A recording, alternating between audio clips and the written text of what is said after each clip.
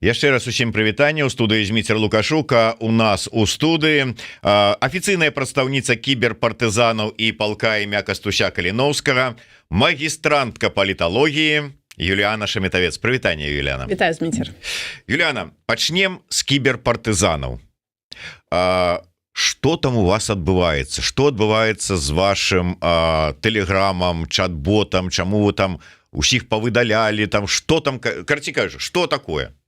Усё нормально, усё працуецца па пратаколах бяспекі. Па-першае, з чатамі, з чат-ботамі ўсё у нас нормально, у тым сэнсе мы нікуды не пераехалі, і чат-бот не залежыць ад самого канала, і, напрыклад, у уладальнікаў канала ніколі няма доступа, напрыклад, у таго, хто па-за якога нам прыйшлося пераходзіць на іншы канал, ніколі не было доступу да чат-ботаў. Таму, калі ласка, пішыце ў тыя ж самыя чат-боты, яны не змяняліся і не будуць змяняцца. Таму там ўсё без пытанняў, тое ж самае з нашым чатам, які прывязаны да канала кіберпартызанаў. Чаму мы пераехалі на іншы канал? Па-першае, таму што так здарылася па пратаколах бяспекі. Чалавек, які быў адзін з валоднікаў канала, валодаў каналам.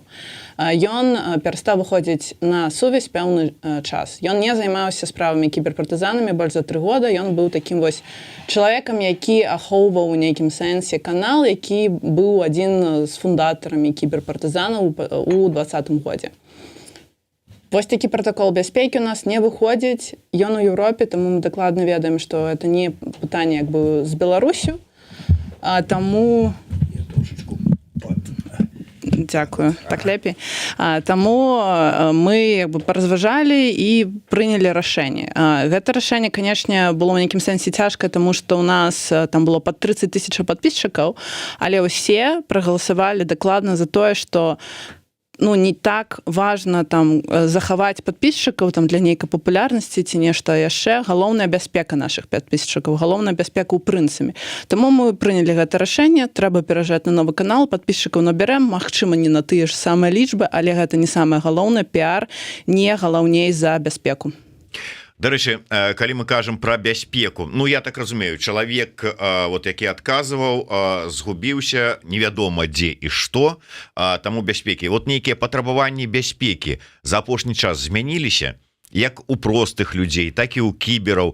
Як дзейнічаць? Все ж таки, вы даеце інструкцыі пастаянна, яны пастаянна змяняюцца, ці як это працуе? Інструкцыя заўсёды адаптуецца. Я не магу казаць, напрыклад, зараз нават пра дэталі, які быў тэрмін невыхада з намі на сувязь, напрыклад, у таго чалавека, які валодаў каналам, таму што мы не хацім даваць гэта інструкцыі унутраных спраў кіберпартызан для ворага, каб яны гэта разумелі.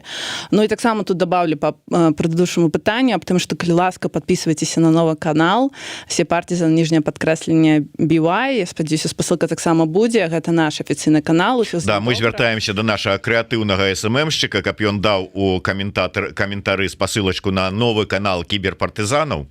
Калі ласка, падпісвайцеся, не трэба падпісвацца на стары, таму што людзі ўсё роўна па прывычкі, па звычкі ідуць на стары, спрабуюць падпісацца, мы ўсіх там выдаляем, таму што такія вось пратаколы. А канал увогуле выдаліць нейкі, знішчыць так, каб яго нават не было відаць, немагчыма? Пакуль без каментараў. Магчыма, будуць новасці на гэты конт таксама, але пакуль так ён існуе, таму што ім валодае іншы чалавек. Як я ўжо сказала, з якім былі праблемы з сувязю. Наконт іншых інструкцый, мы заўсёды іх абнаўляем, зразумела, што сітуацыя мяняецца, не бывае адзіных унікальных інструкцый па бяспецы. Таму, калі у вас нейкія пытанні, мы не можам агулам сказаць, вось карыстайцеся толькі VPN, і гэта будзе бяспечна. Усё залежыць ад таго, якая сітуацыя. Канешне, агулам гэта лепей, чым нічога, але для перапісак ці нейкіх дзеянняў гэта, магчыма, не будзе дапамагаць чалавеку поўнай мерай, як гэта павінна рабіцца. Таму, калі ёсць пытанне, трэба чытаць, трэба разбірацца ў розных інструкцыях, у розных месенджерах. Я вельмі раю ці падпісацца, ці заходзіць і пачытваць канал па тэлеграме кібербезапаснасць. Там мы публікуем і новыя версіі партызанскага тэлеграма і розныя інструкцыі, як выдаляць гісторыі, паведамленні, боты ў тэлеграме, у іншых соцсетках. Гэта вельмі-вельмі карысна, не толькі для самого чалавека, але мы вельмі таксама просім хадзіць да сваякоў, да сяброў, просто дзяліцца нейкімі базавымі прынцыпе бяспекі. Гэта вельмі важна, таму што гэта сувязь з Беларусю, з беларусамі, і таксама для іх магчымасць сачыць за навінамі, за тым, што адбываецца, і таксама удзельнічаць у нейкіх дзеяннях, якія набліжаюць нашу перамогу. Елена, а можна вот прывесці прыклад, што скажем, за апошні час лукашэнкаўскія вось гэтыя так званыя сілавікі знайшлі нейкія новыя метады, каб беларусаў, ну я не ведаю, там каб ну нейка так справакаваць ці там яшчэ што-небудзь там знаходзіць нейкія, выцягваць нейкія звесткі, а вы зрабілі адпаведную інструкцыю, каб вот гэтыя іх новыя хітрыкі пазбягаць, абыходзіць. Там няма ніякіх там супертэхналогій ці суперновых метадаў па там выяўленню і набіранню інфармацыі. Яны робяць усё па класіцы, па метадычкі. Часцей за ўсё гэта нейкія фізічныя кантакты, ці там пішуць з ботаў, ці фейкавых аккаунтаў, ці спрабуюць шантажаваць.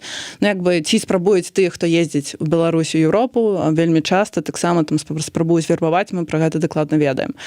Як бы ніякіх новых метадаў мы не назіраем, усё як бы в гэтым сэнсе даволі банальна, але яны становяцца лепей у сэнсе таго, што там, напрыклад, іх паведамленні больш як бы складаныя, не такія наіўныя, па якіх там можна выкрыць, што гэта сапраўды чалавек рэжыма. Яны лепей працуюць з прапагандай, там, напрыклад, там раскручваць нейкія там тэмы таго ж самага ліцвінізму, таго ж самага там пытання, што вось у Еўропе там цяжка прыязджаць і звяртайцеся назад у Беларусь. Гэта на ўзровень вышэй, але гэта проста ў якасці данясення месаджаў, а не ў метадах данясення гэтага месаджу. Ну, пра гэта таксама трэба думаць. Дарэчы, чарговы раз вот там бачыў інфармацыю, там у сілавікоў ёсць магчымасць стварэння чат-ботаў там ці нейкіх там падманных аккаунтаў, там плана перамога, умоўна кажучы, там можа быць кібераў, можа яшчэ каго-небудзь. Гэта нешта такое звыш, вот яны авалодалі нейкімі звыш ведамі, ці вот гэта што, як успраўляць і як ад гэтага ратавацца? Ці сапраўды яны пастаянна ствараюць, ну умоўна кажучы, вот мы ж пастаянна чуем, што чаргового чалавека затрымалі і адно з абвінавачванняў, ён зарэгістраваўся ў чат-боце перамогі. Гэта проста прыдумкі, ці яны сапраўды пастаянна нейкія падманкі укідваюць і людзі клююць, як не кліваць? Ну, як не кляваць, чытаць як бы вельмі ўражліва і шукаць першапачатковыя крыніцы, шукаць афіцыйныя сайты, афіцыйныя каналы, тэлеграм-каналы, якім вы давяраеце, адтуль ужо ісці на чат-боты, ніколі не весціся на паведамленні, якія прыходзяць як бы напрамую вашу лічку. Як бы тут няма ніякіх супер там метадаў ці новых тэхналогіяў. Гэта адпрацоўка вельмі банальна, але вельмі працоўная, як мы бачым. Так, яны ствараюць заўсёды шмат фейкавых, вельмі падобных да сапраўдных чат-ботаў, сапраўдных каналаў. Не толькі там на план перамогу і мы ведаем і на палка Костася Каліновскага чат-бот, яны заўсёды ствараюць клонавы на кіберпартызанаў. Там немагчыма, напрыклад, там стварыць гэты чат-боты на ўсе падобныя там імёны, да, выбраць такое, каб ім не было магчымасць зрабіць клонаў. Ну это вельмі цяжка, таму што там ну можна дабавіць одну букву, цифру і гэтак далей, і гэта бясконца можна рабіць. Ну, каб не весціся на гэта трэба там далбіць і далбіць, заўсёды нагадваць людзям, што не трэба там пераходзіць, і калі вы шукаеце проста як бы ў пошуку і ў першы пачатковы як бы чат-бот таксама не трэба пісаць, лепей за ўсё захадзіць на афіцыйныя каналы і адтуль ужо пераходзіць на чат-боты.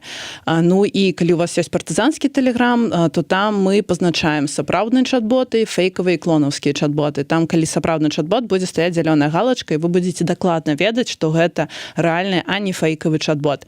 Калі людзей затрымліваць, гэта ўсё залежыць. Так бываюць, што людзі пішуць сапраўды на фейкавыя клонавыя чат-боты, а бывае, што просто іх затрымалі, самі рэжымнікі іх там падпісалі на гэтыя чат-боты, якія патрэбна, і вось прычына ўжо затрымкі. Таму як бы залежыць, зразумела, што інфармацыя, якую яны нам даюць, яна не заўсёды праўдзівая, не трэба як бы давяраць усім крыніцам, якія ідуць з таго боку.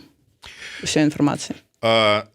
Я адцягваў гэты момант, таму што чарговая акцыя кіберпартызанаў, але і нашыя гледачы, слухачы вяртаюць мяне да гэтага. Вось Вожык Патрыёт. Вось адбылася акцыя на Гродна-Азот. Ці была увогуле зваротная рэакцыя ад таго ж завода ці яшчэ некага? Але перш чым пра зваротную рэакцыю, про саму акцыю, як, што, для чаго, якія мэты? Над гэтай аперацыяй кіберпартызаны працавалі некалькі месяцаў, то бок яны знаходзіліся ўнутры сетак Гродны Азот. Калі адбываецца злом, мы там бачым, назіраем у навінах, бывае, пішуць, што там кіберпартызаны ўзламалі сайт Гродны Азот, но мы так узламалі, гэта як бы амаль што нічога ў параўнанні з тым, што кіберпартызаны сапраўды зрабілі. Гэта ўзлом унутраных сетак, гэта доступ да амаль што ўсіх ліній вытворчасці цэхаў, якія яны маглі прыпыніць адначасова, але не зрабілі гэтага, таму што гэта можа вызваць вельмі апасную сітуацыю. Сітуацыю не толькі для завадчан, але для, в прынцыпе, жыхароў Гародні, таму шмат месяцаў нашы спецыялісты вывучалі дакументы, як працуе вытворчасць, што адбудзецца, калі зробіш гэта ці іншае, на тое, каб проста не вызваць нейкія, сапраўды апасныя сітуацыі, выбухі і гэтак далей. Таму як бы аперацыя рабілася медленно, але вывучалася там і праца, і чаму як бы трэба дзейнічаць. Адказ вельмі просты, таму што Гродны Азот здзяйсняе рэпрэсіі супраць і працаўнікаў, і ў прынцыпе яны як бы замешаны наконт і звальненняў і рэпрэсіяў, і абыходу санкцый. Таксама гэта важны момант, яны кормяць рэжым як легітымная мэта, яны былі ў спісе даўно, просто трэба разумець, што кожная аперацыя займае час. Аперацыя, якая будзе публічнай, займае шмат часу, тому што мы таксама працуем над непублічнымі аперацыямі, якія, в прынцыпе, займаюць 90% ўсяго часу. Таму, можа, не адразу, калі з'яўляецца нейкі інфаповад, што там нешта здарылася на Гродны Азот, яны звальнілі людзей, ці там нейкія рэпрэсіі здзяйсніліся, адразу мы не можам як бы зрабіць гэтую атаку. Таму трэба чакаць час, таму што робіцца ўсё вельмі асцярожна, вельмі прафесійна, на тое, каб проста не вызваць нейкія апасныя моманты, таму што зразумела, што мы-то ваюем супраць рэжыма, а не супраць беларусаў. І вось вы некалькі месяцаў, кіберы знаходзяцца ў сетках Гродна Азота. Як вызначыўся той момант, тое хвіліна, секунда, калі трэба атакаваць? Чаму выбралі менавіта той момант? Гэта заўсёды залежыць ад таго, як унутры сеткі працуюць спецыялісты, калі ёсць, напрыклад, там поўны кантроль, калі выпампавалі інфармацыю, дадзеныя, які можна таксама выкарыстоўваць і для расследаванняў, і для розных рэчаў.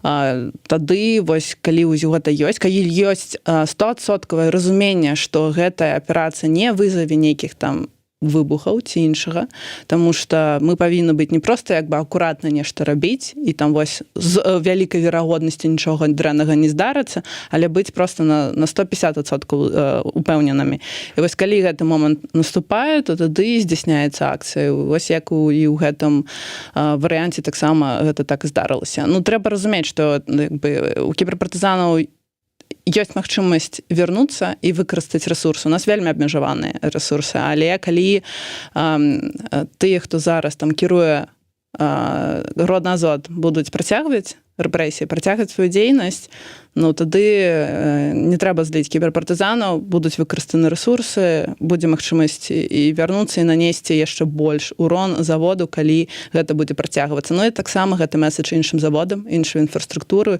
усім арганізацыям, якія здзяйсняюць рэпрэсіі супраць людзей, яны павінны разумець, што яны могуць становіцца легітымнай мэтай для кіберпартызанаў, і, як яны бачаць, урон можа быць нанесены вельмі вялікі. Прагучала такая фраза про тое, што пры рэжыме Лукашенка у небяспецы не толькі прадпрыемства, але найбольш увесь Гродна. Чаму?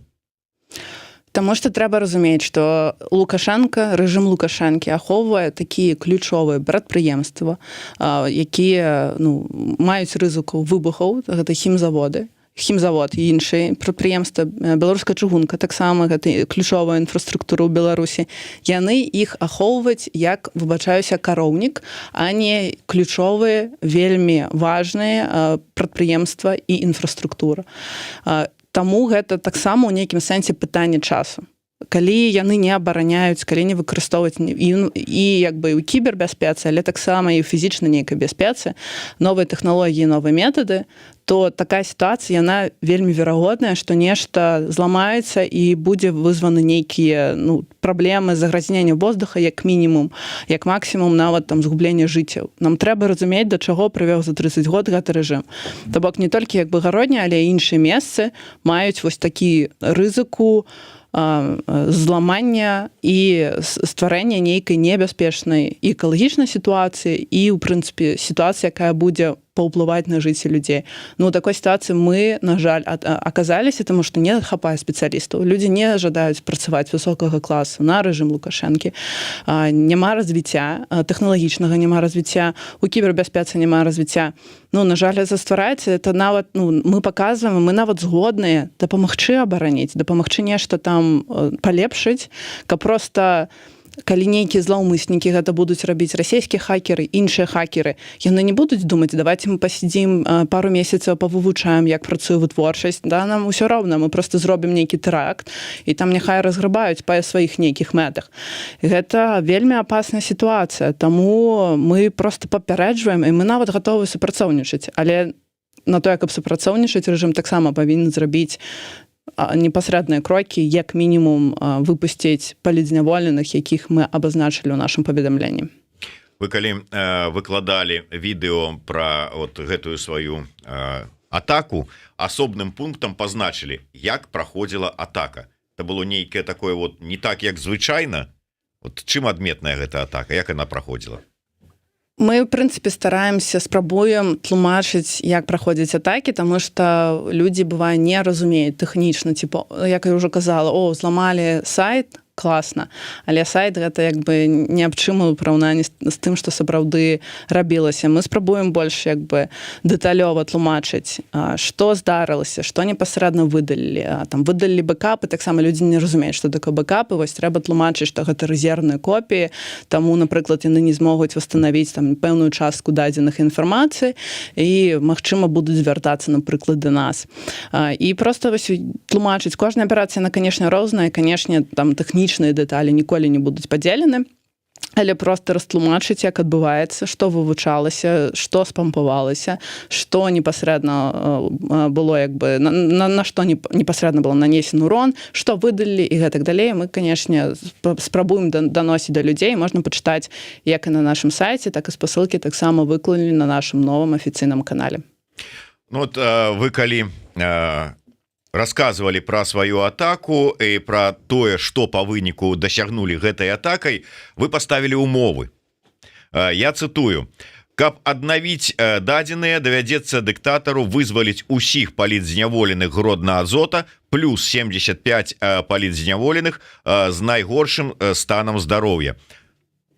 Які вынік атрымалі? Звярнуліся. Але нават калі да нас звярнуцца, мы гатовыя гэта ўсё рабіць не публічна. Я не буду сядзець тут на Еўрорады і каментаваць аб тым, каго вызвалі і ці вызвалі па-за нас.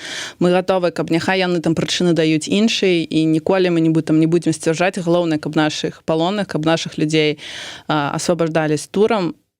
Падкрэсліваю, гэта, канешне, не рашае агульнай праблемы. Рэжым можа набраць у турмы іншых людзей. Мы гэта разумеем. Але змагацца за нашых людзей патрэбна, і праца над змяненнем рэжыму ўсё роўна патрэбна. Але пакуль ёсць магчымасць патрабаваць, мы гэта робім, і мы сапраўды гатовыя на перамовы, на непублічныя перамовы. Ці там праз нейкі месенджеры, ці асабіста там я гатовая ў гэтым кантэксце выступаць, і мы гатовыя не рабіць з гэтага піару, таму што гэта не галоўнае для нас. Як, у прынцыпе, наша рэпутацыя паказвае на працягу 3 гадоў. Юліяна, ну, вы ж дасведчаны чалавек. Увогуле, как бы, і магістарка паліталогіі, і даўно у руху дэмакратычным, і ведаеце, чым жыве, чым матывуецца, чым кіруецца, у прынцыпе, гэты рэжым.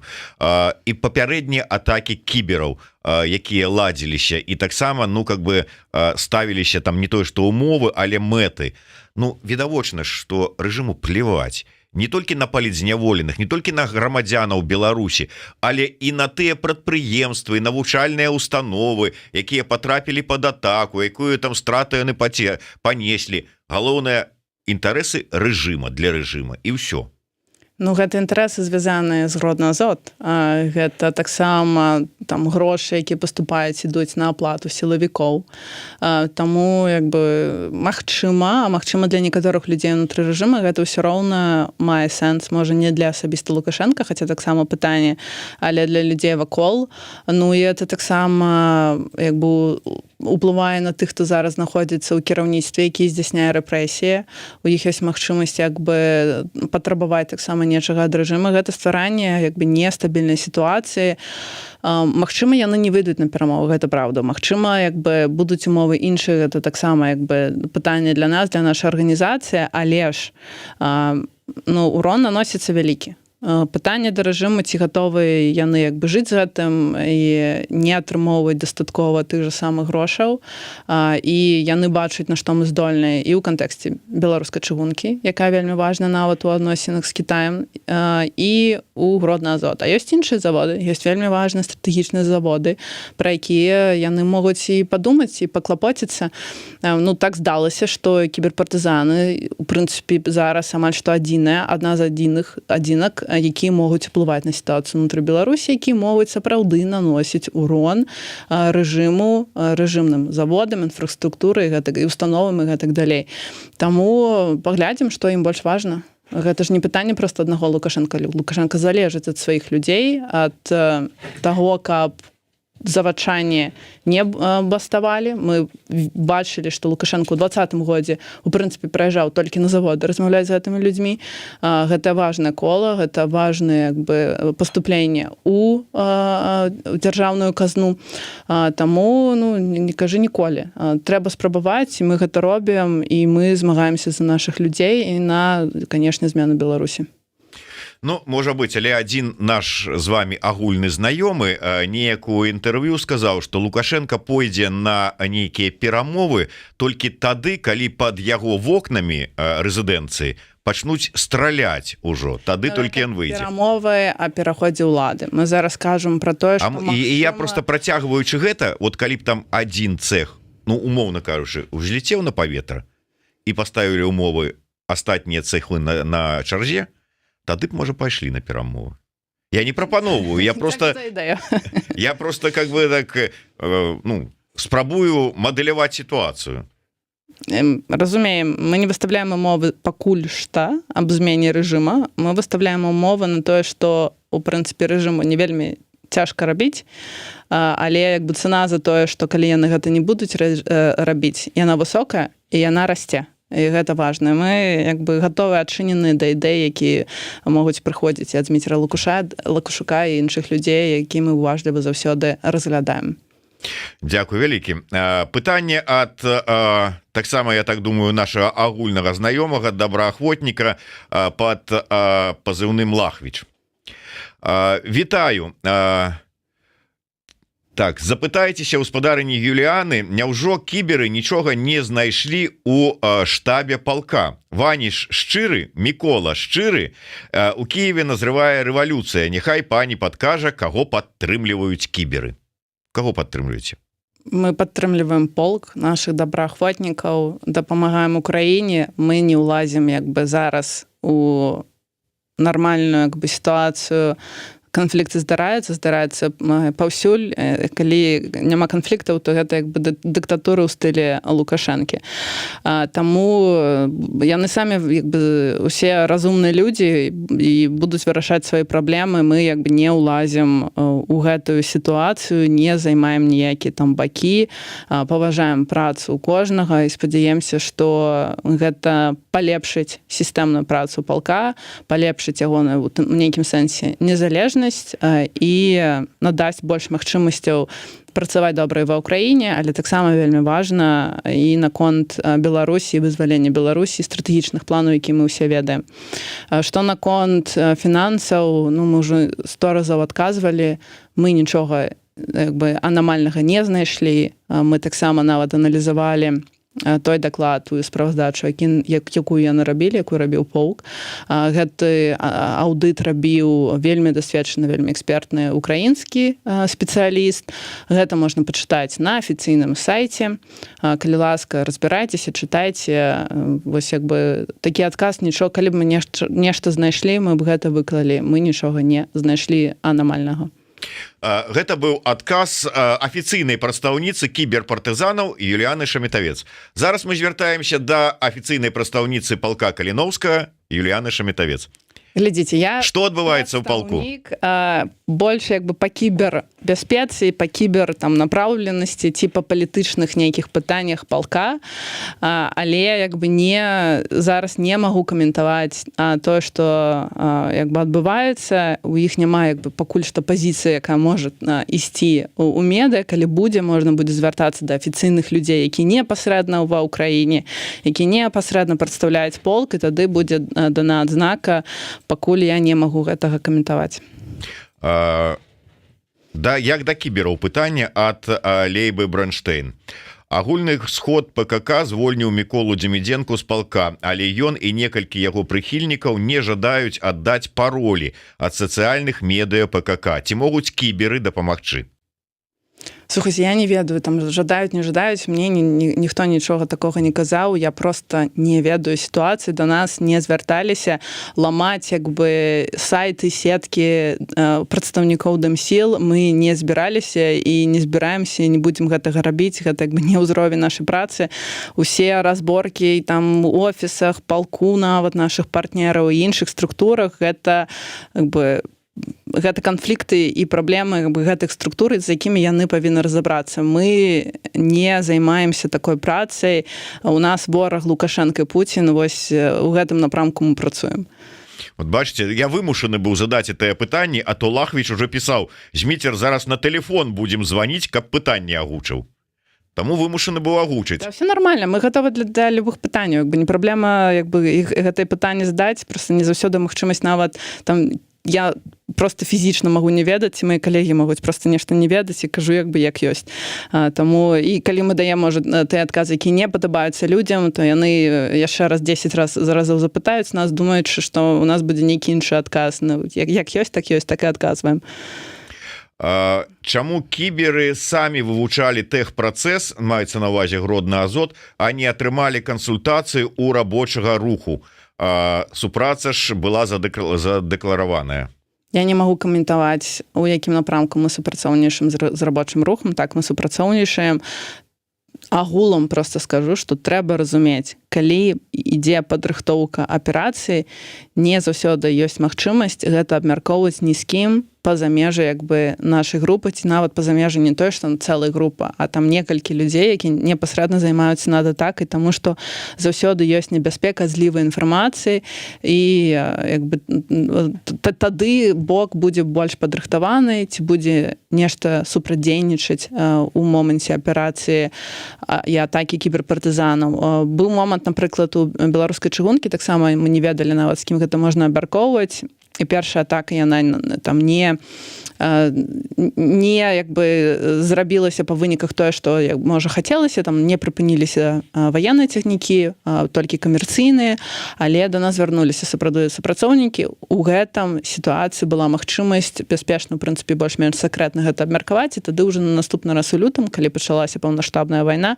кіберы дакладна ведалі, што рабіць на тое, каб там прыпыніць працу аўтаматычнай сістэмы, пры гэтым не стварыць нейкай небяспечнай сітуацыі, каб там цягнікі сышлі з рэльсаў і там маглі загінуць як бы беларусы.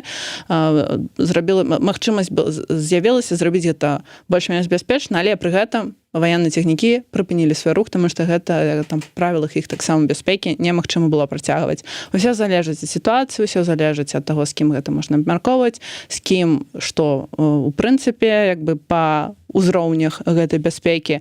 Ну, бывае так, што так трэба вывучаць гэта асобна, бывае так, што мы кансультуемся, але мы ніколі не можам як бы адразу каментаваць, ці нават адразу пасля, з кім і што дакладна абмяркоўвалася.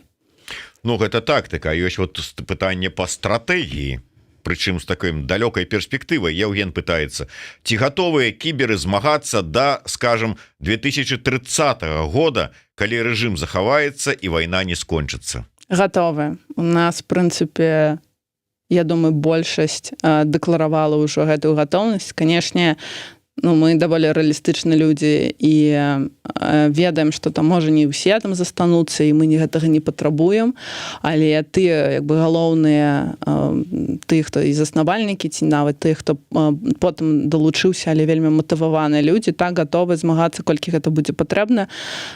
Таму як бы пытання ў гэтым няма нават такіх там разважанняў, што вось толькі паўгады яшчэ, ці там год яшчэ, не, пакуль нават не толькі да таго, як зменіцца рэжым. Мы разумеем, што праца пасля змены рэжыму яшчэ будзе большая, таму што трэба ж будзе аднаўляць гэтую і бяспеку вельмі важных ключовых дзяржаўных структур, таму што гэта вельмі жахлівы ўзровень, які зараз адбываецца. Мы разумеем, колькі працы, гадзін, гэта будзе гадоў, магчыма, каб проста пабудаваць нармальную сістэму бяспекі.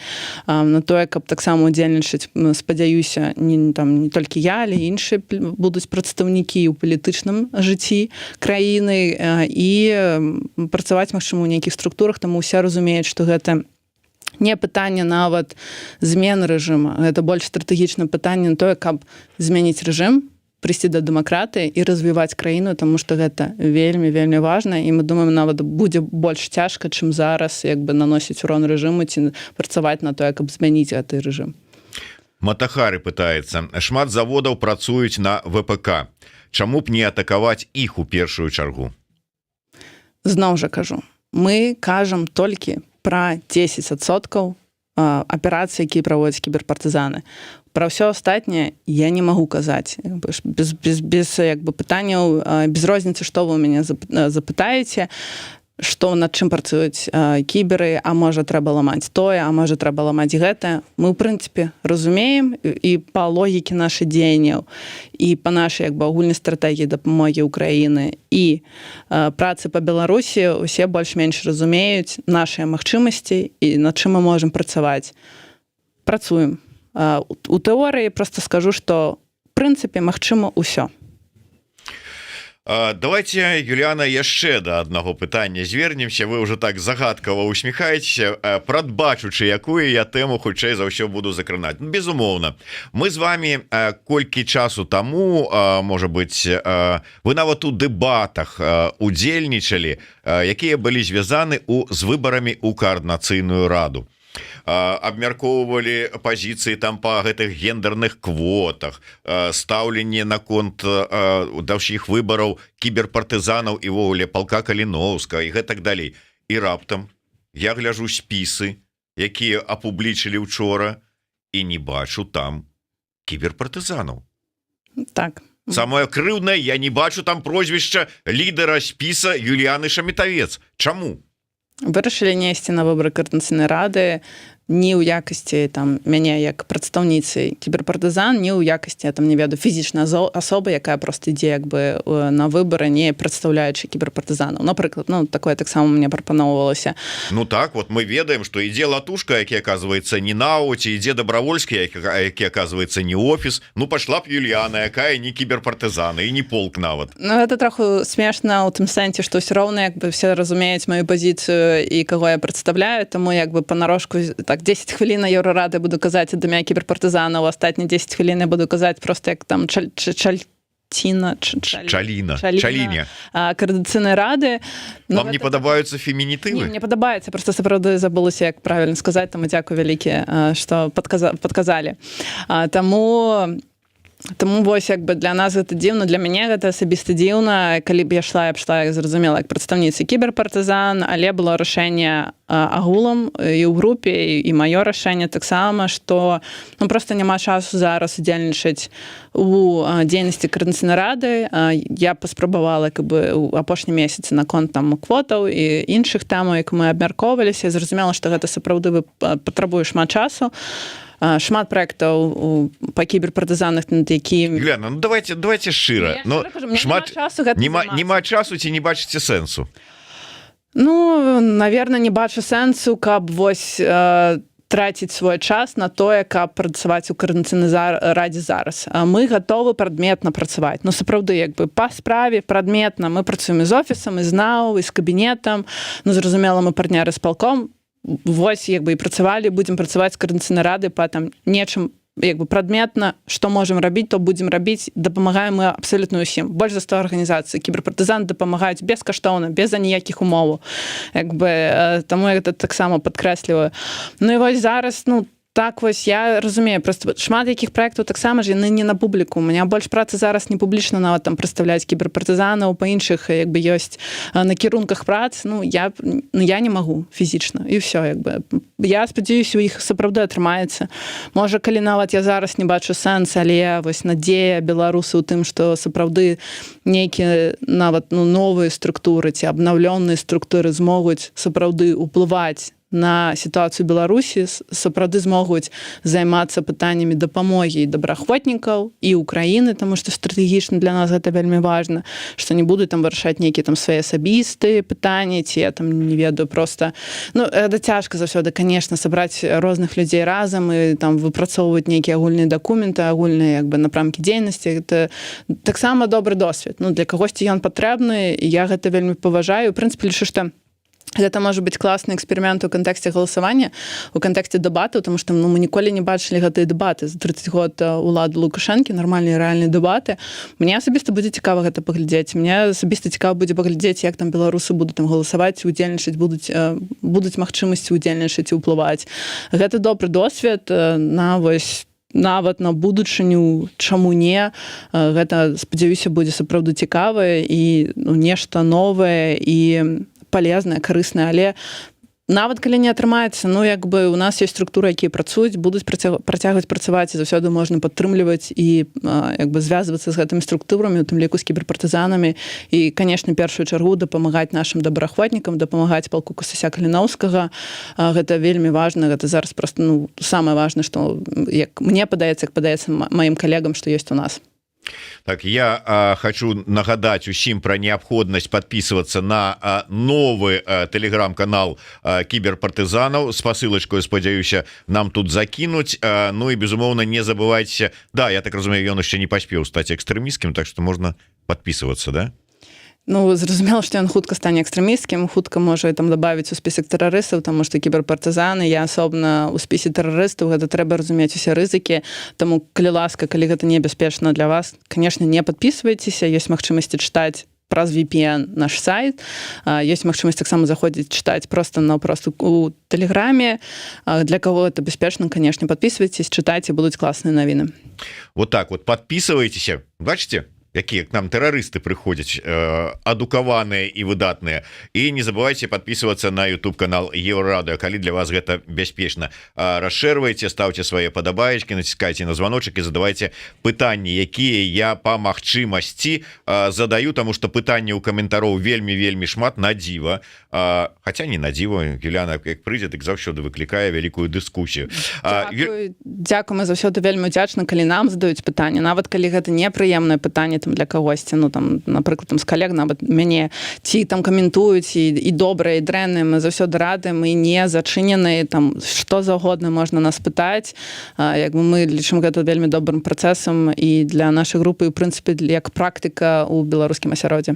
Юліана, я до вас як да магістаркі. Що ж таки, скажите мне, не, як да чалавека можа быць? Гэта ў беларусах закладзена. Вот я вот, калі пытаюся ў людзей, нават тых, якія негатыўна ставяцца да той ж самай дзейнасці Координаційнай рады, вот, і калі публічна, яны пачынаюць, ну вот, можа быць, яно спрацуе, можа быць, яно пойдзе на карысць. Учора ў мяне ў эфіры быў кіраўнік, ну фактычна кіраўнік дыаспары беларускай Мінеаполіса Павел Сакурэц, якого я спытаўся, прыехаў у Варшаву, можа быць, ты тут да рады хочаш далучыцца ці яшчэ што? Говорит, крый мяне Божа, нікуды я не пайду, яна мне не патрэбна. Кажу, чаму? Не бачу ў ёй сэнса і ўвогуле карысці ад ёй. Ну вот першы чалавек, які шчыра прямо ў вочы сказаў у эфіры гэтае слово. Чаму вот Так я сказала, для сябе я не бачу сэнса. У прынцыпе, ну, я не люблю як бы хейціць нешта, пакуль як бы у трэці сазыў ён яшчэ нават не стварыўся. Чаму як бы загадзя, калі там ужо па сутнасці яны нічога не будуць сапраўды рабіць, можна будзе па сутнасці нешта сказаць. Але пакуль, ну, насамрэч, я лічу, што гэта неправільная пазіцыя. Ай, да што яны, ну, паглядзім, там ёсць як бы і фракцыя воля, якую узначальвае Вадзім Кабанчук, якога мы зразумела падтрымліваем. Там ёсць таксама вельмі добрыя людзі, якія там накіраваны на там развіццё сілавога кампаненту і, в прынцыпе, як бы стратэгіі будавання і развіцця гэтага кампаненту, якога, магчыма, мы не будзем выкарыстоўваць, але якія нам патрэбен і для перамоў, і для абароны нашых тэзаў, і для абароны непасрэдна беларусаў. Таму ёсць там сапраўды важныя як бы людзі, важныя ініцыятывы. Паглядзім. Пакуль як бы рана. Пакуль для сябе не бачу сэнса. Ну, як бы там, мне цяжка як бы удзельнічаць у нечым, які збірае там і блогераў, і палітыкаў, і актывістаў, і праваабаронцаў. Як бы гэта не зусім як бы чыстая у нейкім сэнсе як бы палітыка, нехта будзе як бы вырашаць свае, можа, я не ведаю, можа будуць, можа не будуць, а можа сапраўды як бы пачнуць як бы працаваць больш як бы ў палітычным напрамку і сапраўды стратэгічна будаваць свае ініцыятывы, свае кааліцыі і гэтак далей. Ну, паглядзім. У маштабе, лічу, як бы нічога страшнага не будзе. Нават калі там не атрымаецца, ну і што? Як гэта ўплывае на працу кіберпартызанаў ці ўплывае на працу палка? Ну, паспрабуйте. Ну, так лепей паспрабаваць, чым увогуле нічога рабіць. Тыя, хто не хоча ў гэта ўпісвацца, што не бача сэнса, ёсць сэнс у іншых структурах, ну, як я таксама бачу. Ёсць сэнс падтрымліваць нас. Нас заўсёды недахоп чалавечых рэсурсаў і фінансавых рэсурсаў. Палку заўсёды патрэбны. Ну, просто, ну, усё там, машыны, дроны. Вось класны быў праект, ініцыятыва у Александра Балаганова, які збіраў грошы на дроны, на 100 дрон для палка Касця Кліновскага. Супер. Можна нечым такім паўдзельнічаць, што сапраўды надае вынікі адразу. Ну, ёсць магчымасці, ёсць альтэрнатывы, таму як бы не трэба, як мне падаецца, адразу хейціць, паглядзім, магчыма, хоць нешта. Я не кажу, што там пытанне змены рэжыму Лукашэнкі адразу вырашыцца, там ці нешта яшчэ, але гэта пляцоўка таксама для нейкіх размоў-перамоў, па-першае. Па-другое, нават калі там, я не ведаю, больш сістэмныя адносіны з Украінай атрымаецца зрабіць, ці папрацаваць над легалізацыяй для добраахвотнікаў ва ўкраіне, выдатна. Нават калі гэта адзінае будзе здзейснена, буду як бы хваліць, будзе класная каардынацыйная рада, нават калі астатнія там будзе нейкія сваркі і гэтак далей. Ну, і там, не ведаю, там з рэсурсамі таксама там будуць нейкія там пытанні. Не ведаю, неважна. Галоўнае, каб былі нейкія сапраўдныя дасягненні. Не проста бла-бла-бла, а вось вырашылі, ну, хаця б вось гэта адно пытанне, гэта ўжо будзе суперкласна. Ой, дарэчы, добра, што ўзгадалі, і я таксама хацеў бы яшчэ раз падзякаваць нашаму сябру, калегу Балаганаву, які ініцыянаваў гэты мегазбор, хаця некаторыя смяяліся над словам мега, але ўсё-таки мы лічым, што гэта сапраўды вельмі такі маштабны збор на 100 дронаў для палка Каліновскага, які закрылі за адзін дзень. Еўрарадыё таксама далучылася інфармацыйна да гэтага збора, і, дарэчы, пасля таго, як гэты збор быў завершаны, буквально праз некалькі дзён у якасці такой, можа быть, падзякі, што ли, мы атрымалі ад палка вось гэтую кнігу. Дарэчы, вы можете зайсці на сайт палка Каліновскага, набыць такую кнігу, і грошы з гэтых вот з распаўсюду гэтай кнігі пойдуць таксама на патрэбы палка Каліновскага. Так, хаця было яшчэ... Закрываем тэму каардынацыйнай рады, але таким вот дзіўным пытаннем, ну, да вас як да чалавека, які ўдзельнічаў у дэбатах па гендерных квотах. Беларусяна пытаецца, што спадарыня думае пра спіс за годнасць беларусак, які складаецца з трансгендерных жанчын, ці варта рэгістраваць яго для ўдзелу ў выбарах? Мне падаецца, асабіста, я зараз не кажу пазіцыю ўсей групы кіберпартызан, хаця шмат маіх калег сапраўды падтрымалі, ёсць там нейкая колькасць, якіх, можа, не вельмі ўразіла, як бы большасць пасмяялася і вельмі пазітыўна адрэагавала на вось гэтую спробу, гэты перформанс арганізацыі рух. Мы лічым, што я лічу асабіста, што гэта цікавы як бы падыход, што гэта ну, у прынцыпе можа нават і далучыць больш людзей да таго, што адбываецца ў Коордынацыйнай рады на выбарах. Ну, это нешта не як заўсёды, нешта сур'ёзнае, палітыка, змаганне, гэта ўсё, а нешта такое вось ну, з пазітывам, з гумарам і вось з такім падыходам, што вырашылі зрабіць арганізацыя рух і з ну, у нейкім сэнсе таксама паказаць, што ну, нейкія ініцыятывы могуць сапраўды, гэта можа зроблена як бы як перформанс, а некаторыя людзі потым гэта сапраўды будуць выкарыстоўваць, тому што ну, гэта ў агульным маштабе мы таксама бачым, ну, як гэта, куды гэта могуць заносіць ідэі ў кантэксце, што вось дастаткова будзе казаць, я там ідэнтыфікую сябе як жанчына, і як бы ўсё, і на гэтым усё, і потым выкарыстоўваць нейкія плюшкі і як бы выкручваць праблемы там біялагічных жанчын, ну, гэта ўжо іншая тэма, якую нават я зараз не вельмі бы жадала падымаць, але агулам мы разумеем, пра што мы кажам.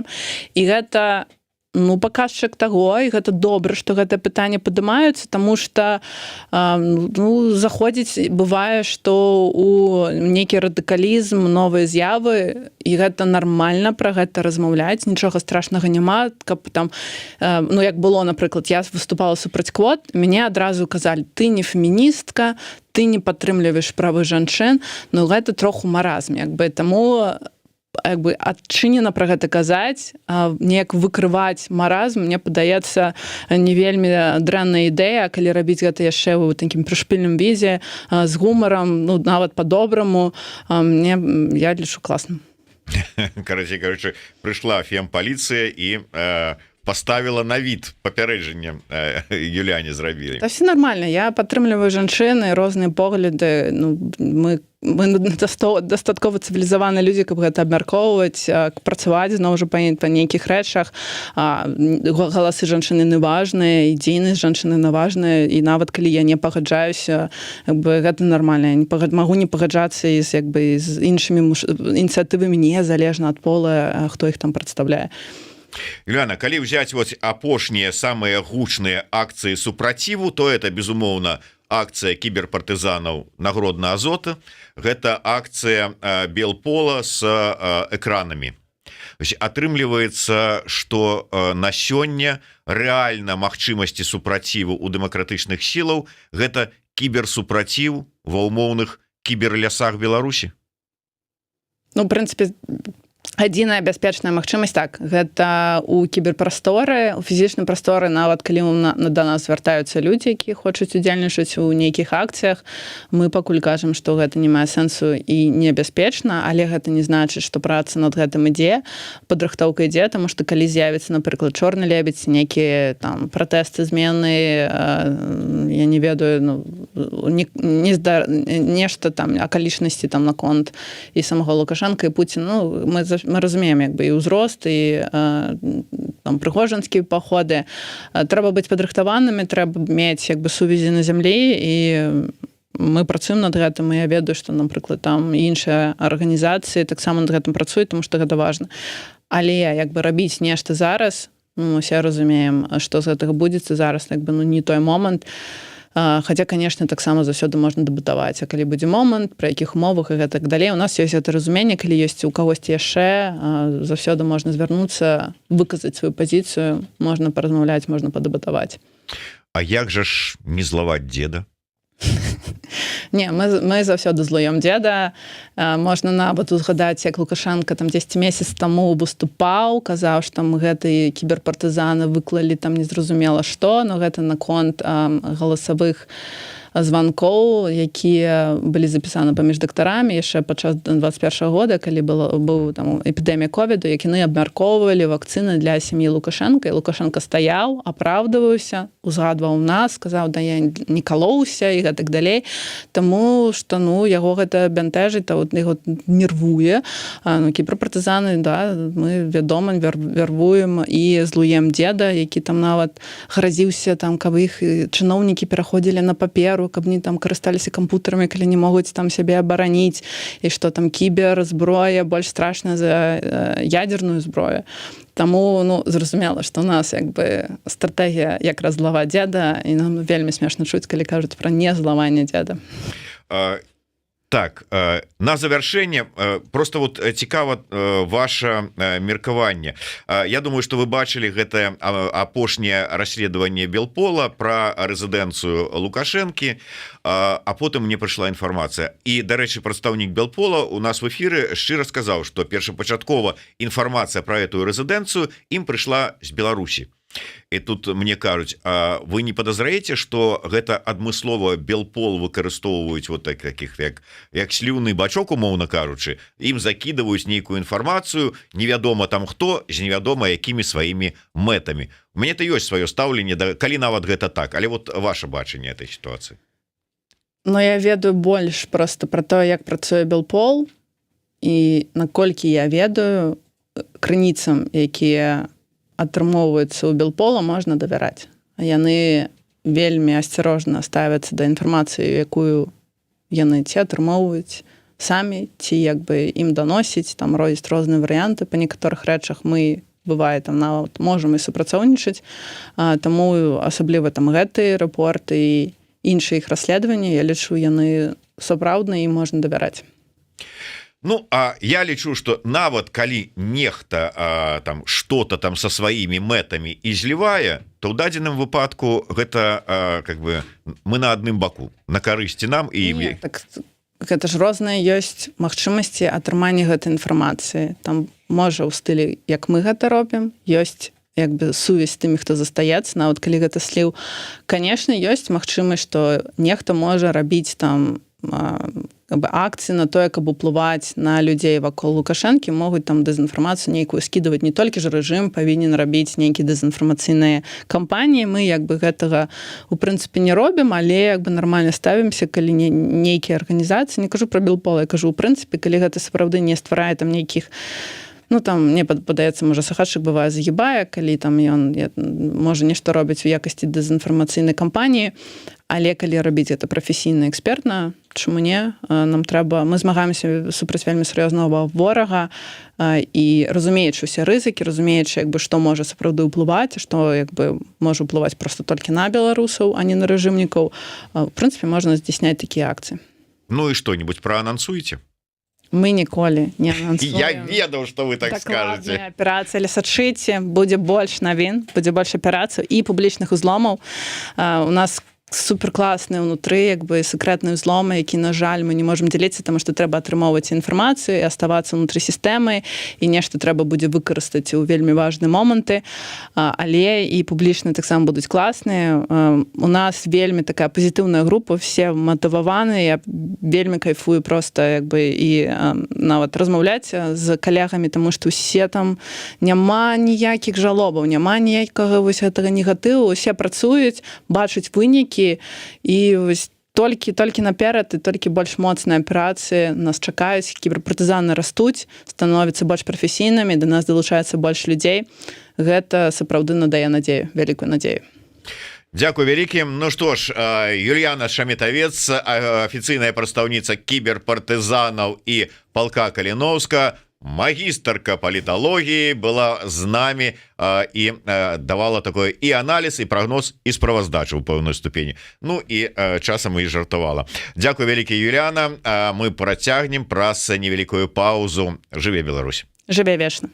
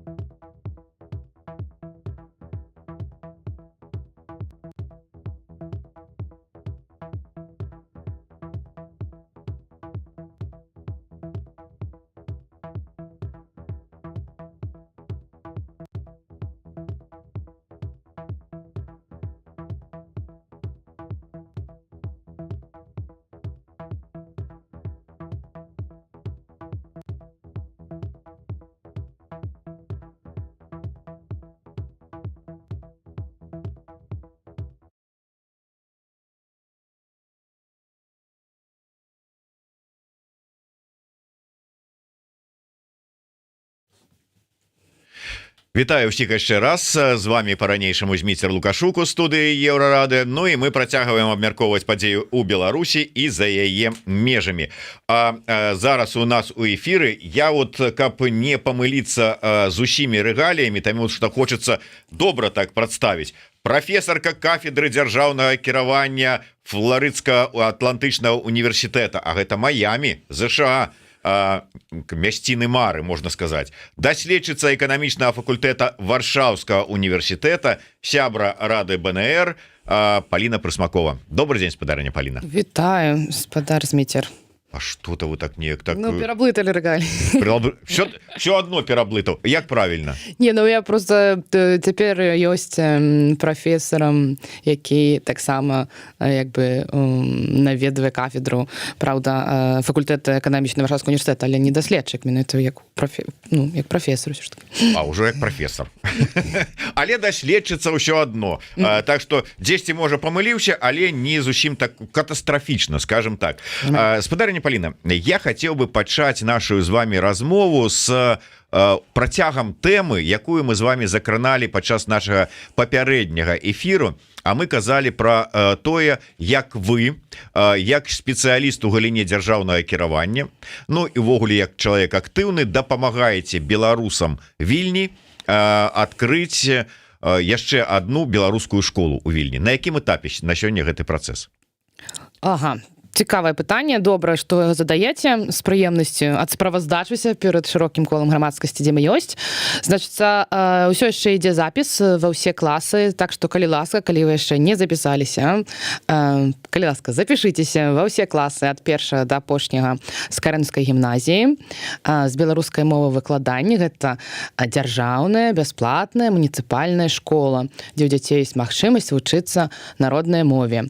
Вось, якую, як на дадзены момант мы збіраемся пашырыць у форме стварэння дадатковых паралелей, і ўжо па папярэдніх дамоўленасцях з адміністрацыяй гораду, з адміністрацыяй адукацыйнай. Першым чынам мы акцэнтуемся на пачатковай школе. Вось, і ўжо ёсць канкрэтныя прапановы, ёсць канкрэтныя дзеці. Натуральна, як мы ведаем, у Літве цяпер цікавая сітуацыя з эміграцыйнымі пытаннямі беларусаў, і шмат хто вырашыў ўсё ж такі рухацца далей у асноўным на захад з тых беларусаў, якія нават яшчэ б падавалі б тыя самыя заяўкі год таму, то бок мы бачым гэты адток нават па тых анкетах, які мы атрымоўваем, і па тых анкетах, якое атрымоўвае мясцовае самакіраванне, але гэта не значыць, што ў нас недастаткова дзяцей. Класы з Карэнскай гімназіі ўсё яшчэ перапоўненыя. Сама гімназія знаходзіцца ў будынку былога дзіцячага садку, там ёсць прыбудаваныя новыя корпусы і так далей, але вы разумееце, памяшканне, клас у пакоі дзіцячага садку, это не тое самае, што памяшканне паўнафарматнае, вялікай школе з вялікімі калідорамі і гэтак далей. Калі гэта была школа ў фармаце там звычайным, як у Літве з нацыянальнай меншасці, дзе там па 8-12 дзяцей у класе, ўсё як бы цалкам натуральна адпавядала стандартнаму і нормам. Вось, а калі цяпер у гэтых класах па 24, па 26 дзіцяці, натуральна, яны перапоўленыя, настаўнікі перагружаныя, плюс, вось як на сённяшні дзень, гэта зноў-такі працэс рэкрутрацыі яшчэ ідзе, у нас ледзь там не па 10 дадатковых дзяцей, якія таксама гатовыя пайсці ў гэтыя класы. То бок, звычайны клас меншасці ў Літве гэта 8-12, а у нас 24 і яшчэ 10 плюс на лісце чакання. Так якія ўсё ж такі прагнозы у вас? Атрымаецца дамагчыся вось мары, спраўдзіць мары беларусаў? І тут, як я мінула раз казала, ўсё ў руках беларусаў. А беларусам трэба яшчэ шмат у чым вучыцца, менавіта гаспадарыць сваімі працэсамі самім. То бок, з адміністрацыйнага пункту гледжання улады горада падтрымоўваюць навучанне народнай мове беларускай на тэрыторыі Літвы, але ў дадзеным выпадку ў віленскім самакіраванні. Пытанне, наколькі беларусы адстойваюць гэта права, і другое, наколькі яны могуць паміж сабой дамовіцца. То, напрыклад, вельмі практычнае пытанне. Улады гораду могуць сёння даць загад о пачыненні паралелі і взять гэты там, напрыклад, 10 дзяцей са спісу чаканняў. І у нас атрымаецца па факце, што ў адной школе ёсць клас 24 дзіцяці, а ў другой 10. Ну, як бы лагічна, 124 у адной, другой 10 быць не можа, трэба неяк, ну, збалансаваць, правда? І, натуральна, гэта не рашэнне, як бы, можа, у Беларусі акурат было б так, але ў дэмакратычных грамадствах з вялікім узроўнем самакіравання працуе трошкі інакш, ніхто нікога прымушаць выходзіць з класа 24 у той, які меншы, як бы тэарэтычна не можа. Вось. І тут пытанне на дадзены момант, ці бацькі, якія цяпер аддалі свае дзяцей з карынаўку, гатовыя, ці хацелі б яны таксама перайсці ў паралельны клас. Вось. Не загадам аддзел адукацыі, а па ўласным жаданні. Ну, такім чынам, зараз усё упіраецца ў беларусаў, наколькі ў іх так. Да, наколькі ў іх ёсць там нейкая там свядомасць, нацыянальная нейкае вот такие пачуццё і годнасць і ўсё астатняе. Так. І тут пастае такое пытанне, што, канешне, калі задаць пытанне наўпрост, гледзячы ў вочы, ці вы падтрымоўваеце пашырэнне беларускай адукацыі ў Вільні, усе кажуць так. А калі вы гатовыя сваё дзіця перавесці ў паралельны клас, ужо трошкі іначай, правда, гэтае пытанне адчуваецца. Я гэта так, жартам, але называю сіндромам тралейбуса, правда, калі ласка, праходзьце ў сярэдзіну салона. Правда, то бок вы напіхаліся, на прыступках стаіце, а рэшта не можа залезть. Вось, то А што перашкаджае ў дадзеным выпадку прайсці ў салон беларускамоўны? Вось, я кажу, што трэба спрабаваць і таксама дамаўляцца.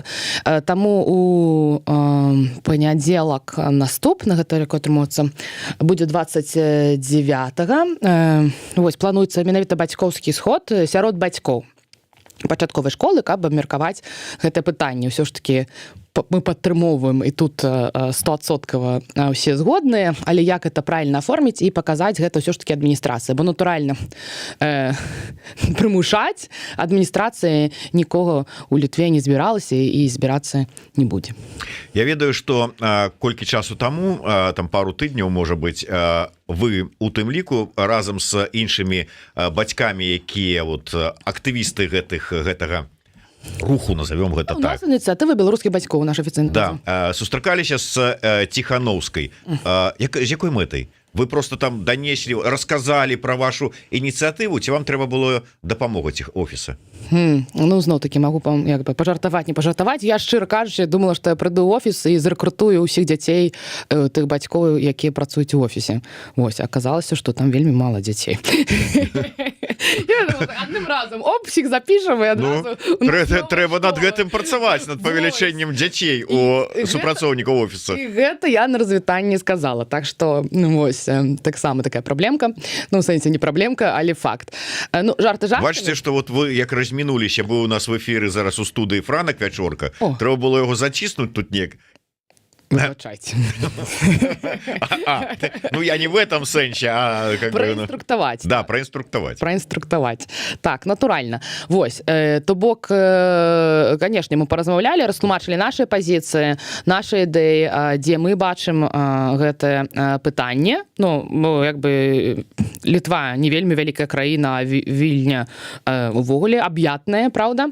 Каб ўсё ж такі быць нейкім адзіным фронтам, і я думаю, што мы цалкам адзін аднаго разумеем, чуем і ва ўсім пагаджаемся, так што таксама было пэўнае прасоўванне нашых пытанняў ці канкрэтна вось гэтых крокаў, дзе мы заклікаем беларускіх бацькоў далучыцца, была таксама імя агучаная, але таксама хаця б нагадаць, нават яшчэ на самых першых пачатках стварэння гэтай ініцыятывы летку 23-го Святлана Ціхановская падчас маршу 9 жніўня ў Вільні таксама заклікала падпісаць нашу петыцыю, то бок гэта не першы раз мы пра гэта размаўляем, правда, гэта проста была чарговая такая сустрэча, апдейт па тых пытаннях і пунктах, дзе мы можам далей працаваць разам. Давайте да іншай тэмы. У памяшканні эканамічнага факультэта Варшаўскага універсітэта прайшла лекцыя под назвай «Супрацьпрадукцыя. Жыццё адной нацыі як лабараторыя супраціву». Гэта была лекцыя, размова з прафесаркай Флорыдскага атлантычнага універсітэту. Я читаю. Добра. Доктарам Палінай Прысмаковай. І потым ідзе такое вот, ну, как бы пашырэнне. Лекцыя прапануе пазнаёміцца з новым тэрмінам масавай з'явы у галіне дзяржаўнага кіравання ў Беларусі. Што гэта за новы тэрмін? Вы яго самі прыдумалі? Уявіце сабе. А што ён азначае? Так, не, ну я як бы не сама прыдумаю, не ў тым сэнсе, што як бы бяру гэта невядома адкуль, але вось я вельмі удзячная ўсё ж такі гэтаму году, які я правяла паміж Варшавай і Вільняй, ну і таксама удзельнічаюць у шматлікіх ініцыятывах, рухах, спатканнях і сустрэчах і з тым безлічу цудоўных і надзвычайных людзей, з якімі пазнаёмілася, мела магчымасць паразмаўляць, некаторымі цяпер працаваць, праўда. Паглядзеце, дзе ўсё ж такі мы знаходзімся, праўда, але не зноў-такі беларусы вельмі любяць як бы такім варыцца ў сваім саку, ствараць свае канферэнцыі, сустрэчы, нагоды і гэтак далей. І я ўсё ж такі за тое, каб Беларусь і беларуская не толькі навука, але грамадства адчынялася да сусвета і было больш размова, камунікацыя менавіта з рэштай сусвета, і зноў-такі узгадваючы узгаданы офіс спадара Вячорку, надзвычайную працу яны робяць акурат на гэтым фронце, але як бы тут дыпламатычным, а я вось спрабую акурат прасоўваць навуковы.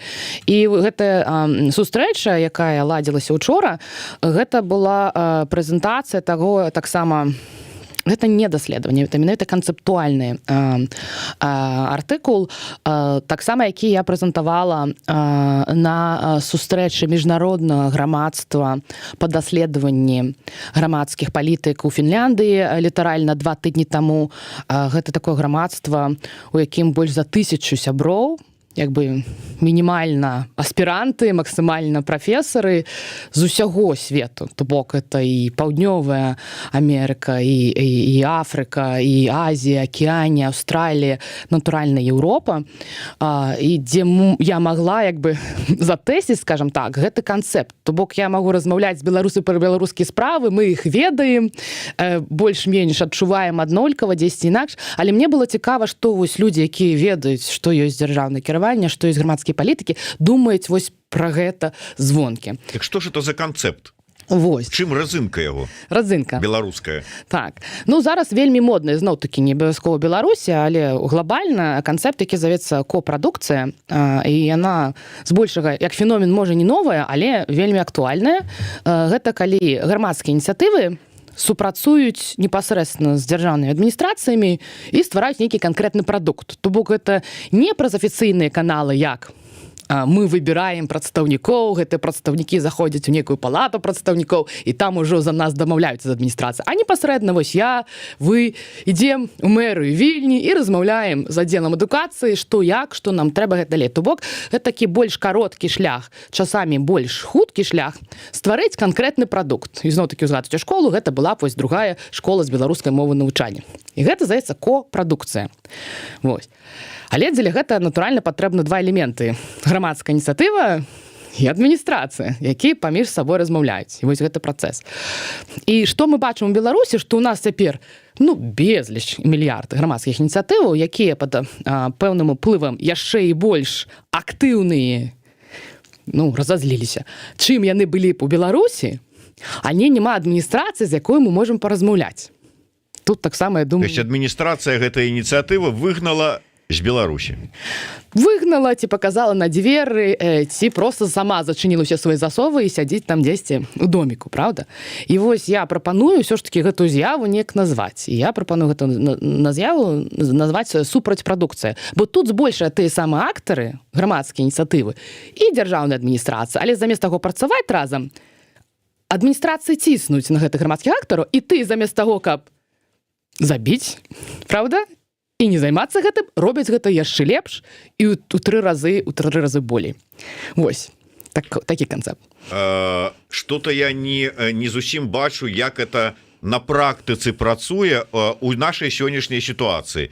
Ну вот у нас ёсць беларускае грамадства актыўная частка прабеларуская, скажем так, прадэмакратычная, якая выціснутая за межы Беларусі. Ёсць гэтыя так званыя адміністрацыі, пачынаючы ад розных узроўняў. І што, якая супраца? Супраць яна там, не супраць, по-моему, яе няма ніякай. Не, у сэнсе таго, што яна паўстала нягледзячы на тое, што робіць дзяржаўная адміністрацыя, афіцыйная адміністрацыя Беларусі. Калі там паглядзець на гэта крыху іншае, калі вот з гэтымі афіцыйнымі адміністрацыямі, якія існуюць у Беларусі, ніякай магчымасці і супрацы няма, то яны ўзялі і стварылі свае такія адміністрацыі, свой офіс умоўна прэзідэнта, свой умоўна кабінет міністраў і ну і астатнія ўсе структуры. І не проста астатнія ўсе структуры, зноў-такі, калі бачыць на гэта трошкі так вось, ну, падняцца над зямлёй і звонкі, не вачыма беларуса, толькі вачыма там незалежнага назіральніка з другой краіны, у нас з'явіліся і яны той ці іншай форме, але працуюць інстытуты, як ужо названыя, прэзідэнцтва, парламенцкіх структураў, кабінета, нацыянальнай арміі, паліцыі, кіберпаліцыі, антыкрызіснае кіраванне, а-ля палата гандлёвая, тая самая АБА, амбасады, тэлебачанне, рады, вось мы тут так з вами сядзім. Я нават як бы паказваю на тое, ці як бы лічу усю платформу BuySol добраахвотнай падатковай сістэмай, бо людзі скидываюцца сваімі грашыма на патрэбны сацыяльныя наша беларускае грамадства. То бок гэта і ёсць падатковая сістэма, якая, ну, як бы, як уже нааформлена, зарэгістравана, это іншае пытанне, але гэта для назіральнікаў звонкі. Гэтым і з'яўляецца. У нас ёсць медычныя платформы онлайн, якія таксама вось тут уваходзяць. І гэты спіс яшчэ супер-мега вялікі. Вось я тут гляжу, у меня 34 слайды толькі таго, што паўстала пасля 20-х. Правда? Але важна не забываць, што гэта інстытуты беларускія, яны і да 20-га былі таксама, правда? То бок гэта ж не ўчора беларусы з'явіліся ці нарадзіліся, ці пачалі ствараць. Вось. То бок Рада БНР, правда, як урадна экзілі, які існуе панад 100 год, гэта інстытут беларускай нацыі. Камусьці ён можа падабацца, камусьці ён можа не падабацца, чым ён займаецца, але ён ёсць, і гэта факт. Правда? Таксама як быў слуцкі збройны чын. Ён быў, і гэта факт. І гэта ёсць інстытут нацыянальнай арміі, правда? Як ёсць існуюць розныя... Не, ну, все-таки, выбачайце мне гучыць, конечно, прыгожа, но слуцкі збройны чын, які ўсё ж таки частка беларускай гісторыі, але не больш за тое назваць ўсё ж таки зараз беларускай арміяй, там, ну... Інстытутам беларускай арміі. Ну, беларуская армія ў маім уяўленні інстытут, гэта там ці там універсітэт, але гэта вот тое, што ёсць, вот тое, што ты прыйшоў, сказаў: здравия желаю, товарищ майор. Ну і той момант, калі ён існаваў, так і было. Ну, а мы гаворым пра сённяшні дзень. Ну, у нас цяпер ёсць ну, новая структура гэтая, але ёсць спецыфіка, канешне, існавання і нацыянальных інстытутаў па-за межамі самой краіны, і адным з гэтых негатыўны з'яў ёсць як бы іх там гвалтоўнае знікненне у пэўных умовах, але зноў-такі адмаўляць, што ў нас у беларусаў ніколі не было сваёй арміі, так была ж. Я не кажу пра цяпер, я кажу нават гістарычна. Гэта факт. І з гэтым паходзяцца усе замежныя даследчыкі, тое самае дзяржаўнае кіраванне. Праўда? Пытанне, колькі ён праіснаваў, якія былі умовы, чаму ён там так склалася, так далей, то ўжо іншае. Гэта вось, ну, там гісторыкі будуць. Але што інстытут быў, ёсць так. Можа, яшчэ пра адзін інстытут, які мне вельмі падабаецца, то таксама трошкі асвятліць сітуацыю, правда, з усёй павагай да арміі. Вось тут матэрыялы проста на стале. Гэта пра, вось, мне вельмі падабаецца ўсё ж такі той, што у нас з'явіўся інстытут стендап-камедыі. Вось. І гэта нацыянальны інстытут. Вот я чамусьці чакаў, што вы скажаце пра нашыя створаныя беларускія за мяжой універсітэты. Гэта ўжо там у топ-спісе, гэта адна з першых, але я просто кажу пра такія рэчы, якія як бы відавочныя, як той самы ігу, які зноў-такі існаваў ўжо до 20-х хвалі, як вольны беларускі універсітэт, які з'явіўся цяпер з гэтай хвалі. Да, дарэчы, я хацеў бы таксама зрабіць нейкую рэмарку. Яна не трапіла чамусьці па маёй віне у апісанне, у біяграфічную даведку спадарыні Паліны, але яна з'яўляецца і выкладчыцай вольнага беларускага універсітэта. І запрашаю ўсіх на курс па міні-MPA, правда, вводзены у кіраванне грамадскімі установамі, які вось распачнецца літаральна праз пару тыдняў. Да, мы про гэта больш падрабязна, але ведаеце, вот я калі чытаў апісанне вашай вот учорашняй гэтай лекцыі, там размовы, там ўсё ж таки ёсць такое квазіпарламент. Там, ну вот слово квази, оно присутничает. Ну это как бы по великому-то рахунку, это ну как бы такая ну мистификация. Мистификация. Да, ну то есть вот как бы есть таки парламент, ну ці там, скажем, совет министров, там, ці як ён там называе, АПК, але ж, ну это все ж таки, ну такая гульня, не по-сапраўднаму ўсё, ці не? Ну мы зараз у глыбокую філасофію залезем. А што ёсць сапраўднае?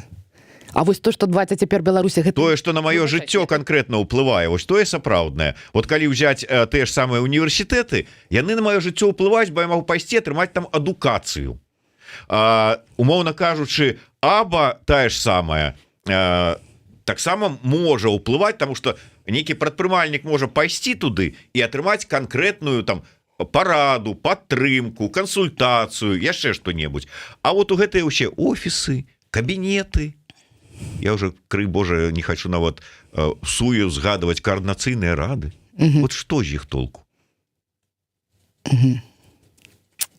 Так, зноў-такі такая гульня, тое, што адбываецца ў Беларусі, што цяпер завецца палатай прадстаўнікоў, што цяпер завецца саветам міністраў, прэзідэнта, это не гульня?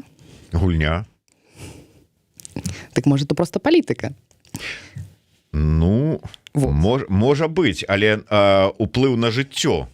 Уплыў на жыццё. Не, уплыў на жыццё я ўсё роўна вітаю і запрашаю ўсіх вітаць усе гэтыя інстытуты. Я не кажу па асобных людзей ці па асобнай плыню гэтых інстытутаў, а інстытуты як з'ява, што яны ёсць і што пэўныя беларусы сабраліся і працягваюць начамі ці днямі не спаць, правда, і над гэтым днямі працаваць, бо у любым выпадку гэта вопыт, гэта практыка, размаўляць паміж сабой, працаваць над стварэннямі кааліцый, працаваць над стварэннямі грамадскіх палітык, нават зноў-такі над наданнем нейкай тэрміналогіі, рэчам, якія вось дзесьці ў сэрцы, але трэба гэта аформіць. То бок я не бачу ніякай тут гульні. Людзі працуюць шчыра. Пытанне другое, і вось, дарэчы, гэта таксама было ўжо аналітычнай частцы таго, што я прэзентавала учора, гэта адсутнасць ва ўсіх вось гэтых інстытутаў, а ў мяне тут атрымоўваецца толькі тыя, якія стварыліся пасля 20-го, ну, прынамсі 40 я налічыла інстытутаў. Адсутнасці адзінага вярхоўнага закона. Правда? Ну, бакі... Не дорабатывает Лебедька, да? Не, ну, справа як бы не ў Лебедцы. Вось. А ў тым, што, ну, натуральна, у Польшчы які вярхоўны закон? Ну, Конституцыя. Конституцыя, правда? Там у Амерыцы які вярхоўны закон? З Конституцыя, Францыя, гэта далей.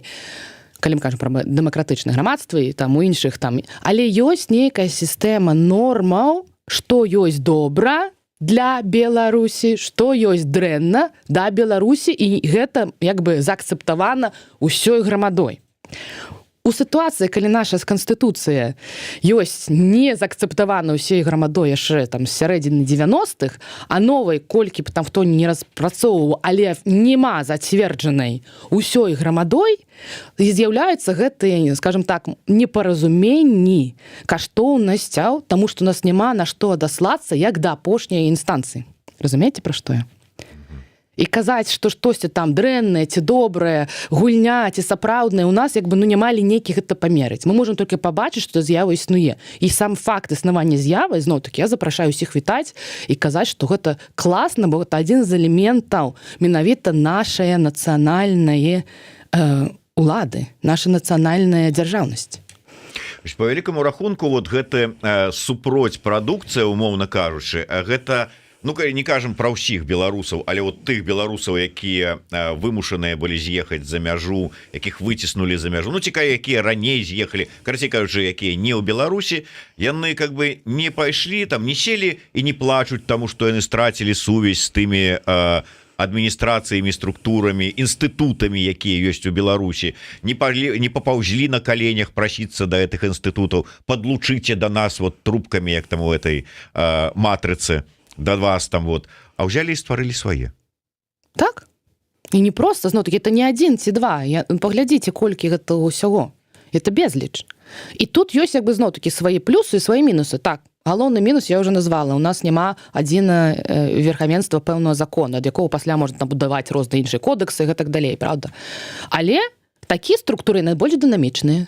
Яны хутчэй адказваюць на нейкія праблемныя пытанні. Правда? Бо зноў-такі структурнасць заканадаўства часамі прымушае нават грамадскія ініцыятывы, вось зноў-такі паглядзіце, напрыклад, школкі, вельмі доўга і марудна паўсці.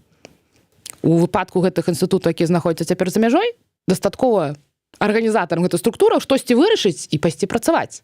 То бок, калі мы давяраем, і тут іншы вельмі важны канцэпт, такі, дарэчы, быў падняты аўдыторыяй на маім спатканні, калі мы давяраем гэтым людзям, што яны могуць прыняць адэкватнае рашэнне, гэтага дастаткова дзеля таго, каб это людзі дзейнічалі. Калі яны чуюць падмурак, правда,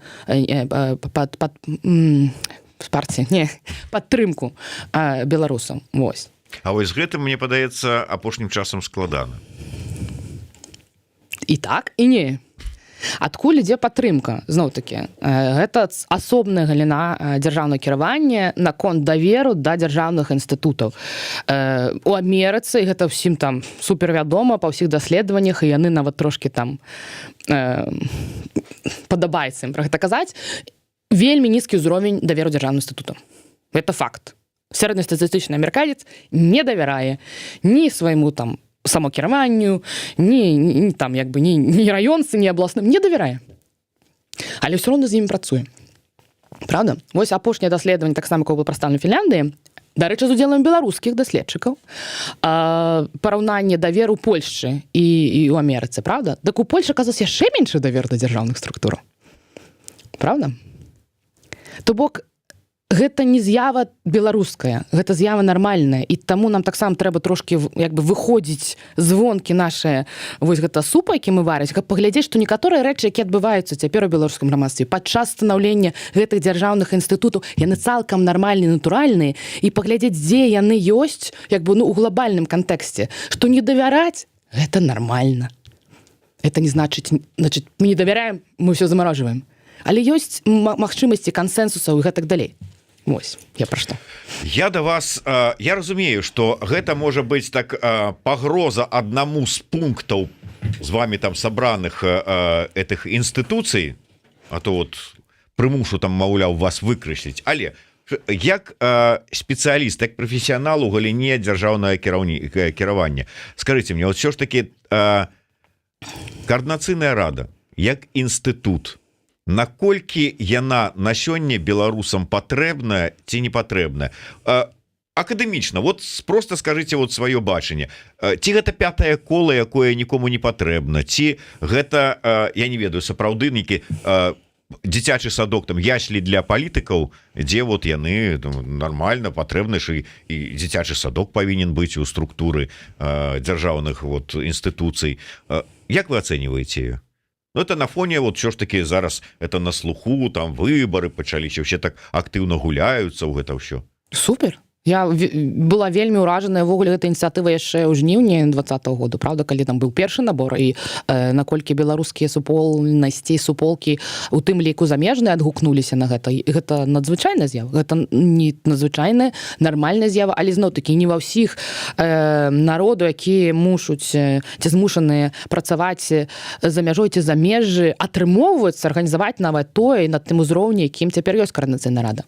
Это не рэклама. Я не кажу, што там няма слабых бакоў ці хібаў, але зноў-такі з пункту гледжання глобальна дзяржаўнае кіраванне, гэта, ну, гэта класна. мы павінны гэта мець. Ці гэта называць уже там яслямі ці дзіцячым садком, ці ўсё ж таки мы уже ў сярэдняй школе, тут уже пытанне да наших палітычных наглядальнікаў, назіральнікаў, а яны выставляюць ім ацэнкі, правда? Але з пункту гледжання зноў-такі інстытуцыі адміністрацыі мы малайцы. То есть гэта сапраўды патрэбнае. Гэта не по прынцыпу хай будзе. А сапраўды вот я без гэтага ніяк. Канешне, мы без гэтага ніяк. Канешне, без гэтага ніяк. Цікавы погляд, ну, але што ж зробіш? Але ўсё ж таки скажыце, з пераліку вот вашых усіх інстытуцый, што ўсё ж таки на ваш погляд для нас сёння больш важна? Інстытут координацыйнай рады ці інстытут стендапа? Во, бачыце, я тады не скончыла пра стендап, бо я ўсё ж таки лічу, што інстытут стендапа гэта вельмі класны феномен, якім рэальна варта захапляцца з пункту гледжання ізноў-такі таго, што беларускі стендап гэта нацыянальны стендап. Беларускія стендаперы, калі там паглядзіш іх жарты, як бы, ну, там штосьці ёсць пра бытавух, але ўсё роўна гэта ўсё сыходзіць у беларускія рэаліі інстытуцыяналізму, тых нормаў, тых традыцый культурных, у якіх мы выраслі. Беларускі стендап-шоу немагчыма перакласць на ангельскую. Яны самі гэта кажуць, як бы, што мы не можам гэта паўтарыць для іншай аўдыторыі. Але што важней адно ці другое, ёсць такое вельмі важнае, якога я пакуль не бачу. У сэнсе яно не аформленае. Гэта ўсё ж таки не ведна, колькі это магчыма аформленае. Але былі прыклады ў гісторыі, напрыклад, там у Індыі, што магчыма, але ў нас адсутнічае хаця б квазі, але нейкая сістэма банкаўская. І я бачу ў гэтым асноўны такі, як бы, цяпер камень, ці на шляху, ці выклік, таму што была, вот это, дарэчы, прэтэнзія, я так разумею, бок лібера, які абяцаў нейкую плацёжную сістэму сваю вот прыдумаць, увесці. Вось, таму што у нас усё цяпер і вельмі на вялікім аб'ёме скончваецца на самадапамозе. То бок ёсць, і яны ёсць, і калі на гэта накласці там, ну, па-бухгалтарскі правільныя лічбы і палічыць велізарнай колькасць рэсурсаў, якая перацякае ад беларуса да беларуса ў форме падтрымкі. То бок з пункту гледжання эканамічнага, ўсё ж такі я вось на эканамічным факультэце, правда, гэта велічэзны фінансавы поток. Просто ён разбіты на мікрагранты. Маёй сям'і, тваёй сям'і. А сёння ты там у мяне пераночыў, правда? Але гэта ты мяне сёння пераночыў, гэта ўсё роўна мае кошты, правда? І вось як бы гэта быў бы той механізм, які акурат мог бы ўсе гэта нейкія структуры аб'яднаць, ну, але гэта вельмі складана, але зноў-такі не тое, што такога не... Умоўны Нацбанк такі беларусаў замежжа нам патрэбны. І такія праграмы былі у іншых другіх краінах. То бок гэта не... Ну, такая моя глобальная мара, гэта не суцэль там новая з'ява, але я думаю, што гэта магло б нас перанесці на зусім іншы ўзровень. І вот я тут раптам падумаў, у адным з інтэрв'ю сваіх Сергей Чалы расказваў, што ён хоча стаць старшынёй Нацбанка ў Новай Беларусі. Так вот, пачынай. А то што, это прыйшоў на гатовенькае ў Новай Беларусі. Во, давай, стварай. Так. От не толькі ліберу паставілі на Віталія Чаламу. Ну, такого ж мачым бачыце, на это старшыню, намесніка. Ну, дарэчы, тым вот, хто нас глядзіць, я б хацеў сказаць, што Еўрарадыё цікавая і выбітная не толькі сваімі гасцямі, экспертамі, якія прыходзяць да нас у эфір, але і тым, што вот, да прыкладу, тут за дзвярамі нашай студыі сядзіць адзін з, можна сказаць, лідараў інстытута беларускага стендапа Михась Ільін. А это ўсё ж таки нешта азначае. Бачыце, мы не толькі інстытуцыя 2 в 1 ці 3 в 1, можа быць, нават. Так, ну што ж, на завяршэнне нашай размовы я б хацеў вярнуцца яшчэ. У меня тут ёсць адна спасылачка. На жаль, не магу яе зараз перакінуць, але папрашу, каб наш крэатыўны СММшчык зайшоў на сайт ці на тэлеграм-канал вольнага беларускага універсітэта, і там аб'яўлены другі набор на праграму міні-MPA, так? Правильно? Правильно. Уводзены ў менеджмент дзяржаўных установаў. Што гэта больш падрабязна? Што гэта такое? чаму яно нам вот усім патрэбна, что мы вот просто абавязаны по завяршэнні гэтага эфира пайсці і падаць заявку. Калі яшчэ месца засталося. Так, гэта кароткі курс, ну, такі на некалькі месяцаў, але кароткі дзеля таго, што ён змяшчае ў сабе асноўныя тэмы менавіта кіравання установамі, то бок не глобальнай нейкай палітыкай, не распрацоўка канстытуцыі, але дае магчымасць сваім удзельнікам узяць тую тэму, якая хвалюе іх болей за ўсіх. Можа, гэта медыцына, можа, гэта нашыя ветэраны, можа, гэта нейкая адукацыйная платформа і гэтак далей. І над ёй папрацаваць у камандзе ад нуля, ад першапачатковых патрэбаў да таго, як гэта можа рэалізавацца, да аналізу таго, што цяпер ёсць у Беларусі і якія як бы там галачкі і дзюрачкі падкруціць. То бок тут не вельмі шмат тэорыі, якая таксама будзе, а вельмі шмат практыкі, пра чалавечыя рэсурсы, пра тое, як там базава стварыць бюджэт і пра тое, таксама галоўнае, як бы вішенка ў кампоце, як працаваць і супрацоўнічаць з іншымі ініцыятывамі і арганізацыямі па гэтай тэме. Бо тое, да чаго мы таксама, можа, яшчэ не дараслі, і вось аналіз узгаданы паказвае, у нас вельмі шмат жадання канкурэнцыі замест рэалізацыі таго, што разам мы зробім болей. Вось, гэта таксама цалкам натуральна для любых сацыяльных стартапаў, але вось, зноў-такі, пераходзіць уже на наступны ўзровень, замест таго, як зарэстраваць там яшчэ адну сацыяльную арганізацыю па дапамозе, там, напрыклад, уцекачам, ці не варта умацаваць, ці стварыць асобную праграму ўжо існуючых структурах, каб проста не губляць грошы, час і эмоцыі на бюрократыі, а больш на карыстальнікаў тых паслугаў, якія гэта арганізацыі прадстаўляюць. Ну, вось это вот, как бы вы пачалі, ну, можа быць, яшчэ раз, каб больш акцэнтаваць па заканчэнні гэтага курса. То есть вот што далей? Вот што гэта мне дае канкрэтна? То есть я могу себе там повысить квалификацию, я могу подать заявку у об'яднаны пераходны кабінет і сказаць, што вот, глядзіце, у мяне сертыфікат, я ўжо гатовы на намесніка міністра ісці, там, ці што, ці для чаго гэта? Ёсць канкрэтныя вынікі навучання, я за тое, щоб все можна было памераць, правда? То бок, ты людзі, якія пройдуць курс, будуць умець адрозніваць асноўныя складнікі, з чаго складаецца фінансы, бюджэт, разумець, як ствараецца палітыка, ад таго вось мы прыдумалі, да таго вось мы ўсё ж такі гэта робім, і зноў-такі растлумачыць, і там будзе на практыцы. Ёсць вельмі класныя кейсы, якія мы пераклалі сусветныя, вядомыя, на беларускую мову, у практыцы, як усё ж такі можна дамовіцца, як можна супрацоўнічаць і прыйсці да нейкага кансэнсуса. Вось. Такія абсалютна патрэбныя скілы, правда, нашим цяперашнім інстытутам. Спасылачка наўпроставая на вось гэты, на тое, як можна запісацца, ёсць у нас у каментарах, калі ласка, каго зацікавілі, гэта платна, бесплатна, якія ўмовы? Гэта давольна беларускага універсітэта. На маё разуменне, прынамсі гэта так працавала раней, што як бы ўсё ж такі удзельнікі курсаў яны са сваей кішэні канкрэтна нічога не плацяць, але атрымоўваюць нейкую стыпендыю на пакрыццё выдаткаў звязаным з гэтым курсам, то бок ён платны, але спонсары і донары дапамагаюць беларускім удзельнікам гэтым удзельнічаць. Як кажуць, нічого не зразумеў, але спадзяюся, што тым, кого гэта сапраўды зацікавіла, ўсё патлумачаць, калі яны там зойдуць па спасылачцы і пачытаюць усе неабходныя нюансы. Спасылка на анкету там таксама ёсць, і падрабязнасці пра курс таксама ёсць. Ну і на завяршэнне, спадарня прафесарка, я да вас так, я вярнуся да вось гэтых інстытутаў, але троху з іншага боку. Вось, здаецца, стварылі вось, ну, нарадзіліся, стварыліся, арганізаваліся гэтыя там 40 плюс-мінус розных інстытуцый.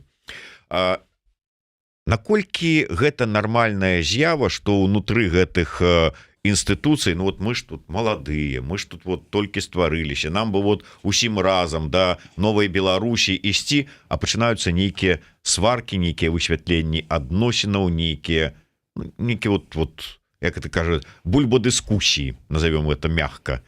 Наколькі это нормально, ненормально? Вот скажите мне с пункту гледжання ўсё ж таки прафесаркі дзяржаўнага кіравання? Супер пытанне, і не просто тэма, а просто вось супер тэма, тому што самае першае З чаго пачалі? Гэта са сварак. это не лекцыя у рамках гэтага курсу, гэта як прымаюцца рашэнні. Сваркі пачынаюцца з большага сярод гэтых названых інстытуцый, таму што у нас зашкалівае падыход рацыяналізму. У мяне свая рацыя, у цябе свая рацыя, нашы рацыі не перакружоўваюцца. Але ў рэальнасці рашэнні і дамоўленасці прымаюцца безлічу розных шляхоў. І вось гэта самая першая тэма, якую я і тлумачу студэнтам, што мы прыйдзем да некае рашэння, але гэта не значыць, што рашэнне вось як бы А плюс Б равно С. Гэта жаданне, гэта ідэалізм. Жыццё працуе інакш. Ну, трошкі real politics, можа, так это назовем. Але ўсё ж таки, вот глядзіце, с аднаго боку вы спецыяліст па дзяржаўным кіраванні, з другого боку вы вот разумееце ўсе вот гэтыя нюансы. І я вот да вас зараз, я выбачаюся, можа я тут зараз на больны мазоль там ці там не туды, куды трэба іду, але вот скажем, вы як да сяброўкі Рады БНР, ну, выйшаў з кулуараў у публічную прастору, там пэўныя непаразуменні, якія ў радзе расклаліся. Як вот чаму не здолелі пазбегнуць этой сітуацыі? Я не ведаю, пра што. Сур'ёзна. Нечаканы паварот такі. Так. І хто такі Чайчыц, вы таксама не ведаеце? Чайчыц былы сябра Рада БНР, якому вельмі ўдзячны, які доўгі час спаўняў функцыю сакратара інфармацыі і пасля быў часткай прэзідыуму. Ясно. Ну, карацей кажучы, не будзем паглыбляцца ў гэтыя нюансы, але справа ў тым, што сапраўды без нейкіх вот розных бачанняў, як трэба рухацца, як рабіць справу, як вырашаць праблемы, як здабываць перамогу, ну не абысціся, у кожнага сваё. Все мы індывідуальныя творчыя асобы і кожна, але дамаўляцца, от як навучыце дамаўляцца тых, хто прыйдзе да вас на курс? Кансенсусам. Вот. А можна одну апошнюю секунду добрых навінаў, так? Да, конечно. Так все ж таки падсумаванне, што я казала ўчора, і, дарэчы, я гэту прэзентацыю буду рабіць яшчэ ў маю ў Калумбійскім універсітэце на канферэнцыі нацый. І пагляджу, што там пра гэта думаюць, пра ўсе нашы інстытуты. Добрае навіннае гаспадарства. Вось тут недавно са знаёмым мы лічылі, колькі больш-менш у нас кіраўнікоў там раённых і абласных адміністрацый у Беларусі цяперака. Мы прыкінулі ж 10-500. Я налічыла інстытуцый, вось толькі тых, якія тут каротенька, так? Штук 40. Натуральна, у гэтых інстытуцыях не па аднаму чалавеку. То вось тое, што мы не да канца разумеем, таму што нас прывучылі так думаць, што вось там нейкая такая адміністрацыя пачала расціць. Гаспадарства, нас болей. Мы адукаваныя, мы ідэйныя і мы моцныя. Гэта, ведаеце, я глядзеў інтэрв'ю з Паўлом Данейкам, які расказваў пра сваю спрэчку з Ярославам Романчуком некалі. І ён кажа, што ну вот, Ярослав, ты там кажаш, што нам тут трэба там правесці такую ілюстрацыю, умоўна кажучы, сярод чыноўнікаў, там типа там гэтых старых прыбраць, новых вот паставіць. А дзе ты возьмеш там вот столько-то там міністраў, намеснікаў міністраў, там супрацоўнікаў аддзелаў і гэтак далей. Мы уже не кажам нават пра якія-небудзь там сама райвыканкамы. І вот типа вёў да таго Павел, што маўляў, ну людзей нема. Нема? Так кажу, у нас зараз у гэтых інстытуцый створаных людзей больш, чым там, якія сядзяць. Але наколькі яны адпавядаюць кваліфікацыі? Нашы адпавядаюць суцэльны. Мы ж працягваем пракачвацца штодня. Супраць прадукцыі. Ну што ж, за супраць пракачку, супраць прадукцыі, не супраць, а вельмі за выдатнай прафесаркай Палінай Прысмаковай. Дзякуй вялікі ўсім, хто далучыўся да нашых стрымаў. Слухайце, глядзіце, подписывайтеся, записывайтеся на курсы, ну і расшэрвайце і ставце свае падабайкі. Жыве Беларусь! Жыве вечна!